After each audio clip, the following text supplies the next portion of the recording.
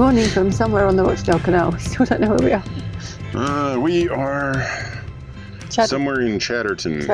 Near Chadderton Fold, beside the River Irk Aqueduct. River Irk, known for annoying people. Look how organised you are with your map. That's me, so organised. So, the boat behind... Oh, I'm awake. The hire boat behind us, they've got their engine running. So we're going to travel up the locks with them. I think there's 10 in a block. And then there's 5 more before you get to Littleborough. Yeah, there's well, it's kind of, so there's 10. Really, it's 3. Yeah, 1, 2, 3, then a bit, then 1, then a bit, then the remaining 6 all in a go. But they're pretty close together. Yeah, and then there's not too long to go for the first 3, and then there's quite a long distance to the next 2. I think there's a couple of lift bridges or swing bridges in there somewhere. Yes, but the lift bridges are after the 5 locks. Okay, and then when you get to Littleborough, there's a whole load of locks, so we're definitely not going that far today. Yeah, we're not going beyond Littleborough. We might not even get that far. We might stop above the 10. We don't know. Joe has a blister. I have several bruises and damaged bits on my arm from the weed hatch. Many trips down the weed hatch yesterday. There's this little metal lip that gets in exactly the wrong place. And it constantly hits the same portion of my arm, and that's fine when you go 1 trip, but when you do 4 trips, it's like I keep scraping the same sore spot. It's already sore, yeah. Yeah, so 4 more trips and I'll have like a permanent ulcer and do the whole Henry VIII thing. So, well, not the whole Henry VIII thing, she'll live. Sorry about that. but, So it's not raining at the moment, which is one reason why we're going. Actually, we'd be going anyway, but the bonus is it's not raining. Yeah, it's not raining. We got somebody to go up 10 locks with. Rain is forecast for later this afternoon, which is also pointing towards maybe stopping a little early. Yeah. See how we feel when we get to the top, and then potentially just stop. Yeah. I mean, I like the idea of making progress towards the West Summit Lock? Yeah. Which is the next silver propeller location. It'll be our 26th silver propeller location. And our last one for a good while. Yeah. So it'd be nice to get to, but we don't need to. If we don't get there today, we'll get there tomorrow or the next day. So it's really not. Well, we're definitely not getting there today. I ain't no damn chance of getting there today. But good boy. Getting a good portion of the way there today, rather than, making it a 2.5-day trip instead of a 3.5 to 4-day trip is all I'm talking about. Yeah, and we are really enjoying moving at the moment, which is why we're doing it so much. Yeah. But the downside is it does hurt after a while. Yeah. And it's kind of easier when you're going through like things like Manchester and the southern sort of part of the Rochdale, because it's not that it's an area you don't want to stay in, it's just that there's places you do want to pass through with like fairly large, flights that you just want to go all the way through. So making progress in like fits and starts isn't so bad. And then we'll slow down when we hit, the nicer stuff. The less urban areas. Yeah, because apparently when you get to the top of the Rochdale and it starts going south again, it gets even nicer. It gets so much nicer. There's supposed to be like a big river valley. Most of this we did yesterday was nice. It was just a little bit of it was a bit urban. Yeah. But there was long stretches that were nice. But I'm looking forward to, what's that place at the top called? There's Littleborough and then there's Hebden Bridge. Hebden Bridge, that's the one. It sounds kind of funny to me because it sounds like some sort of weird computer circuit that I've never run into, but it won't be, but still. Alright, let's get ready to go. The crew on the other boat are ready to go too, and as we're moored just below Walkmill Lock, George and I walk ahead to get it ready.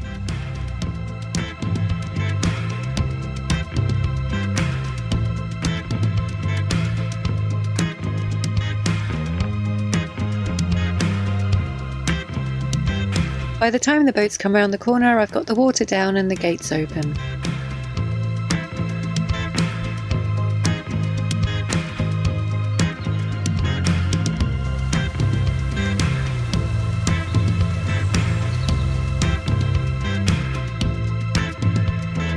As you can see, the bywash that brings excess water around the lock is flowing pretty fast today. In fact, there's so much water in the pound above that it's pouring over the top lock gates into the chamber.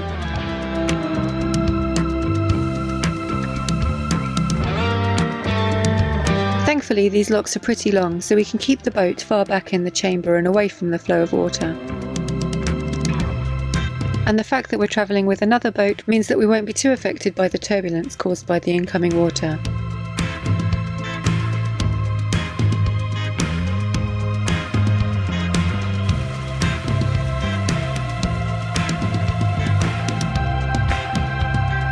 It's only a few hundred metres to the next lock, so one of the crew from the other boat walks ahead to get it ready, while I stay back to let the boats out of this lock once the water is raised. I'll then shut the gates behind them, and by the time they reach the next lock it should be ready.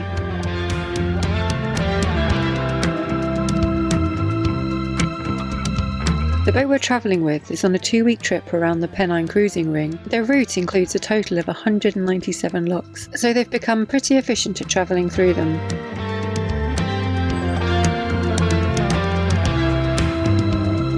As everything's well in hand here, I'll walk ahead to the next lock to get it prepared.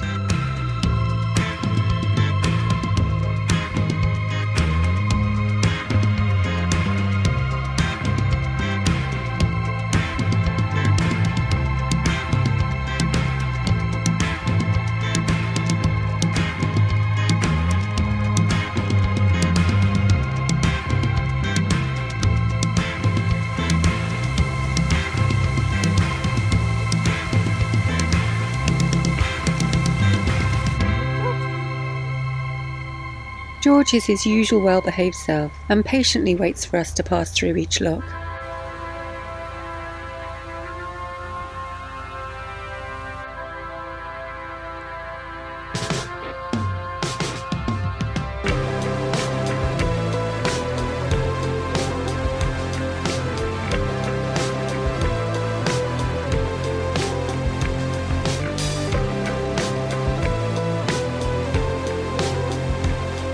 We're still in Greater Manchester here, and we're passing the town of Middleton.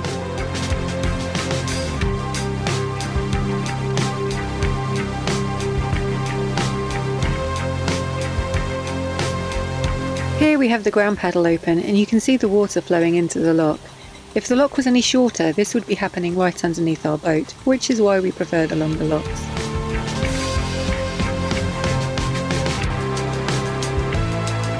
Once I've opened the paddle, I walk up to the next lock. Taking turns to walk ahead like this means that we'll get through the locks much faster, and as we're planning on doing a fair distance today, that will make all the difference. The hire boaters we're travelling with are on a bit of a schedule, as they need to get the boat back to Sowerby Bridge by the end of the week, and as sharing the locks massively helps us out, we're going to stick with them for a while.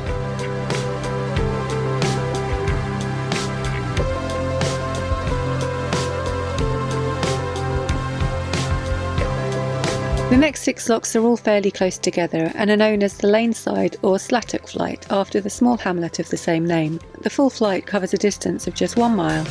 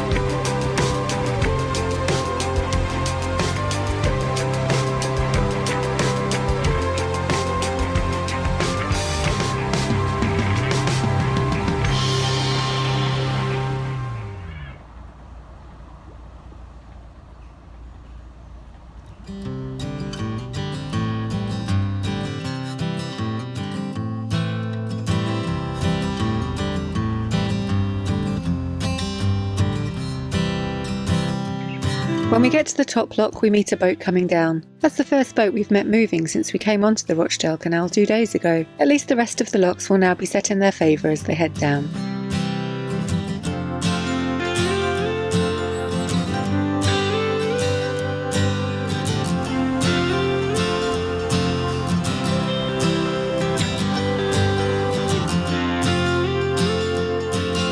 There's a couple of canal-side pubs in Slattock, and there's some moorings above the locks, but they're right next to a road, so I'm not sure they'd be very peaceful. This might make a good lunch stop though.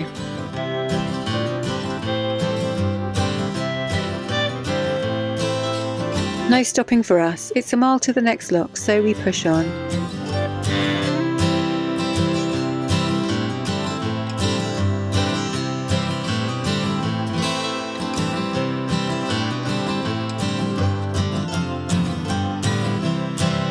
And it looks like we finally left the urban sprawl behind us, for a little bit anyway.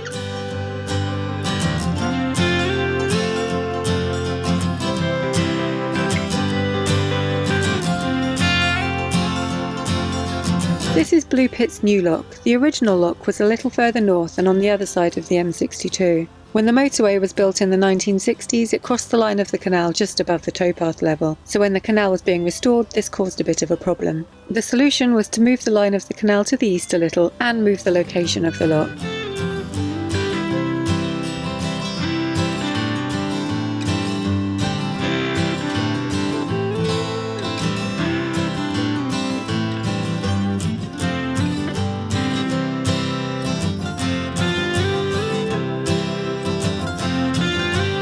There's a floating pontoon underneath the motorway bridge to allow pedestrians to walk through. If a wide beam boat needs to come through the tunnel, they need to book ahead of time with the Canal and River Trust so the pontoon can be moved out of the way.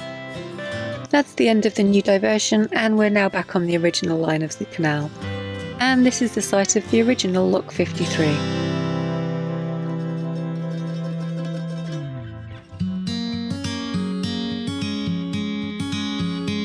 We're now passing through an area called Castleton, which is in Rochdale. When the canal was built, this area was known as Blue Pit's Village because of the colour of the clay that was mined around here. And hence that's why the locks are called Blue Pit's locks.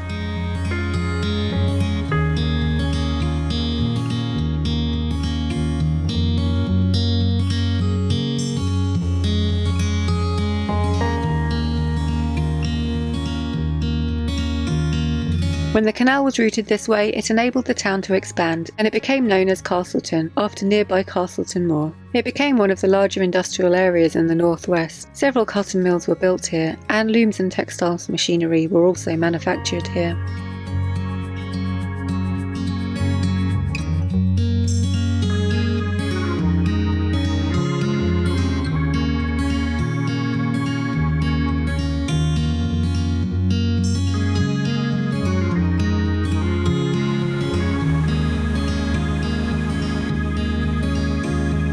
The bywash enters the canal under the road bridge, and it has quite an unusual inlet.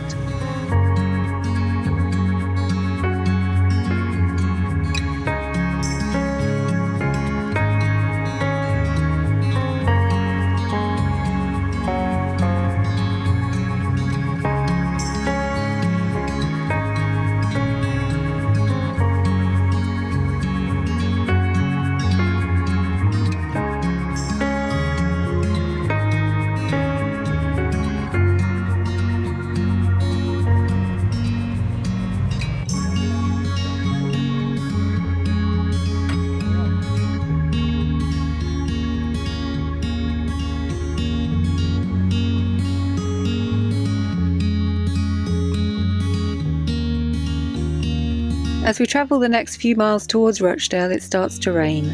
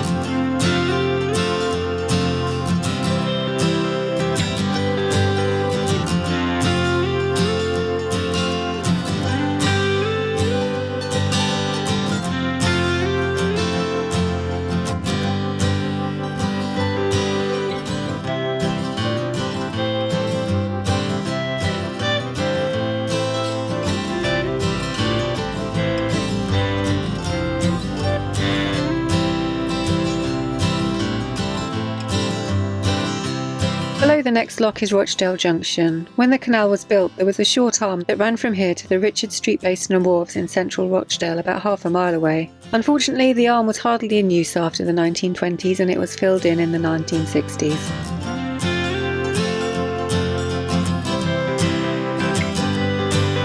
It's really raining now, so George and I take shelter while Michael heads down into the weed hatch to clear the prop once again.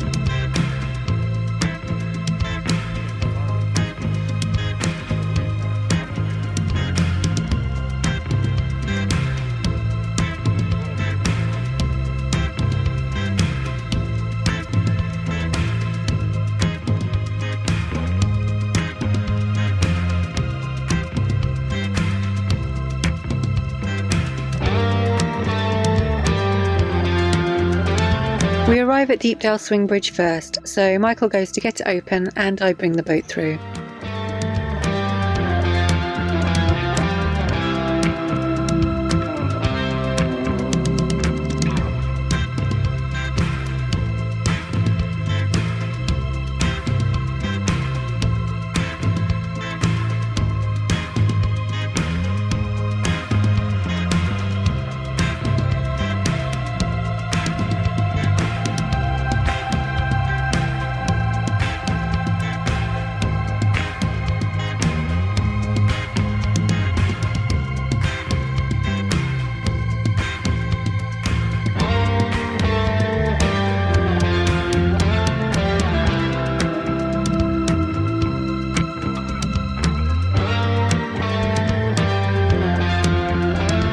The impressive looking canal-side warehouse ahead is at Clegg Hall, and it's been restored and converted into apartments.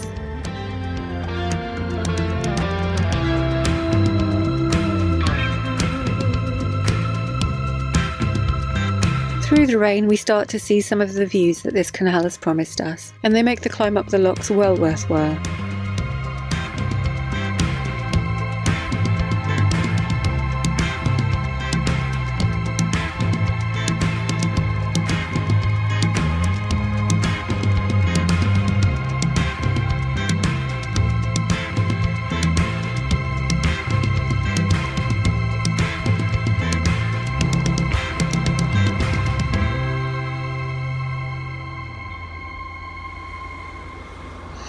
Welcome to Littleborough. I'm sure I've said that before.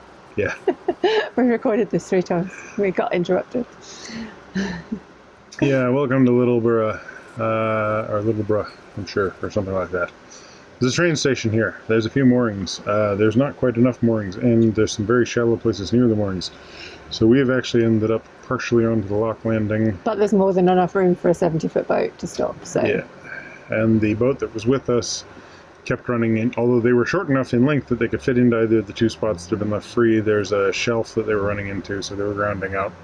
So they've moved up the lock, and they are also slightly onto the lock landing.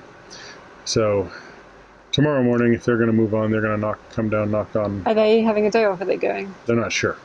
If they come down and knock on our door, then we might can decide to go with. Yeah, we'll see how we feel. Yeah. So, because it's really nice to have 2 boats in all of the locks. It really helps. And there's a big flight of locks from here up. Yeah, let's look at the map and make a decision. Yeah. And, but in the meantime, I've gotten sopping wet. Yeah. You've gotten pretty damp too. Yeah, my feet are just soaked through because I didn't wear my wellies today. So my feet, my socks, my toes, everything's wet. And I was fine. I had my waterproofs on for when the rain began. Like, it's been a beautiful day. Yeah. The countryside is just gorgeous. And it hasn't rained that much, but when it rained, it rained. Yeah, it really rained. And it happened to coincide with the moment that I came into a lock after having wrapped something around the prop. So I had to go down to the weed hatch while we were waiting for the other boat to catch up. And it was just... You took your jacket off to go down the weed hatch, and then you were like, well, there's no point putting it back on again. Well, because I can't wear... it's funny, there's like a bridge there. If we'd stopped below the lock and I'd done the work while under the bridge, I'd have been perfectly dry. Yeah. But we went into the lock rather than go through the bridge where the words, for some reason, I'm about ready to fling my clogs, whatever that means, are carved into the stone. Anyway, we passed under the bridge, we went into the lock, and we had some time to wait for the next boat to come up, so it was like, okay, I'm going to dive into the back, get everything prepared. Joe's got me tied up with a rope. Good, we're good to go. I get it all opened, got my waterproofs on, lean over, the rain begins, and it's like, okay, I can see that there's definitely something out there. Hopefully this won't take too long. I'll just take the jacket off and toss it up beside me, and I'll get my arm down in there. Because if I've got my waterproofs on and I reach into the water, then all I'm really doing is filling up my sleeve with water, which as soon as I move it anywhere, will just squish and fly out onto the rest of me. So it's like, okay, jacket comes off, reach down in there, and the first thing I find is a handful of like inch-wide elastic bands, like the type of thing that is used in boxer shorts and stuff. And when that stuff wraps around the prop, it heats up, it melts to itself. You end up with this gooey mess of stringy, rubbery badness. It's like a huge number of rubber bands basically wrapped around your prop. And that's the moment that the rains truly began. So by the time I'm done and you guys start raising the lock, I'm like, I'm dry on the front and wet on the back. And I was pretty wet because my waterproofs aren't waterproof, and I'm not wearing the right shoes, and everyone was just wet. And then eventually it was like, I'm on the back. Before Joe brings me the umbrella, more huge rain begins. I'm completely sodden. I've gotten to the point where I'm quite certain that if I peed my pants right now, which I feel like I need to, but anyway, if I did pee my pants right now, nobody'd know. I'd be drier, I'm sure, on a chemical basis. Because I could wring out my shirt, I can wring out my hat. It's definitely wet. Now, no doubt in the comments, people are going to say, well, why don't you get one of those bonnets? And it's like, well... Oh, the pram hoods. I'm thinking about it. Yeah, but you wouldn't fit under the bridges. No, we wouldn't fit under the bridges. And yet at the same time, link in the description below for where our Patreon is. If you feel like donating a pram wood. Anyway, yeah, so sopping wet, but a lovely day. Yeah, and the further we got, the better the views became. You start seeing the Pennine Hills. Yeah. But it was too rainy to film much of it. So. Yeah, but just, lovely. Horses, so greenery. many horses in people's, and some of it was really neat. Like, normally you get, the green pasture land and everything, but there was a couple where it was really quite overgrown. Trees are growing up there, large bushes and everything, and there's some, dappled horses just in there eating stuff. It was, really gorgeous. Yeah. I don't know what I expected of this canal, but I wasn't expecting that. From what I'd read, I was expecting way more industrial stuff until we passed Rochdale itself. Yeah. Because Rochdale is like this big center. We've passed Rochdale. Yeah. But that was we only briefly passed Rochdale. Yeah, the canal doesn't go through Rochdale, but you kind of bypass it. Yeah, a little off to the side. Yeah. But Rochdale was like this major part of the textile trade and linen and stuff.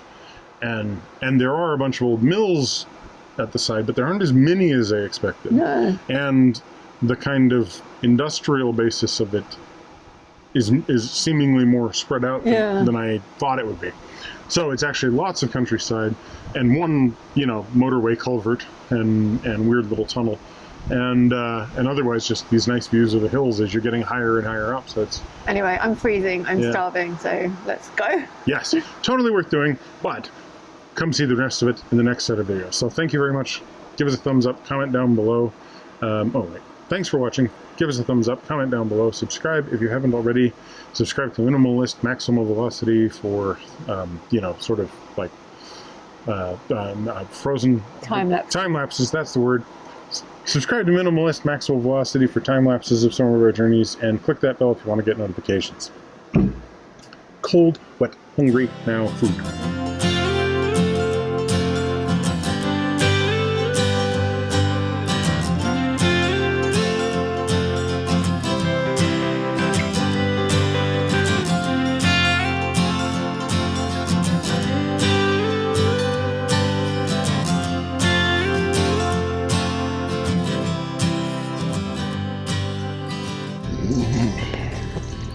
Microphone cookie.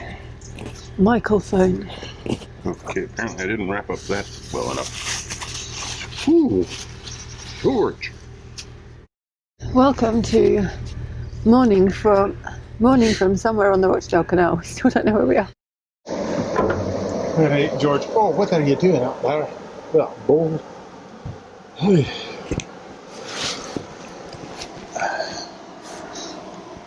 Okay. Quick before it rains. Oh, they're arriving. I hope they can fit in that gap. I think they'll fit in one of the two. Welcome to Littleborough. Welcome to Littleborough, where it's been raining all day. I think that if I peed myself right now on balance, I'd be osmotically drier. I'm soaked to the skin. They can double up with us if they want. Yeah. So the boat we're travelling is just pulled in, and he's got his pole out, which kind of indicates to me that it was shallow. Yeah, it might have been. Should we tell them what we found? Yeah. Do you want to go tell them what you found? Okay. Prop got totally messed up, and then reversing. All right, let's just help them. This is useless. Yeah, let's record this again in a minute.